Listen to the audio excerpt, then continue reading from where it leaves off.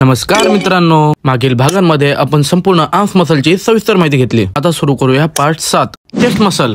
मी प्रफुल्ल मोरे स्वागत करतो तुमचं बायसेप्सची बाराखडी या मालिकेत। इथे आपण शिकणार आहोत muscle training behind the science आणि स्मार्ट टेक्निक्स।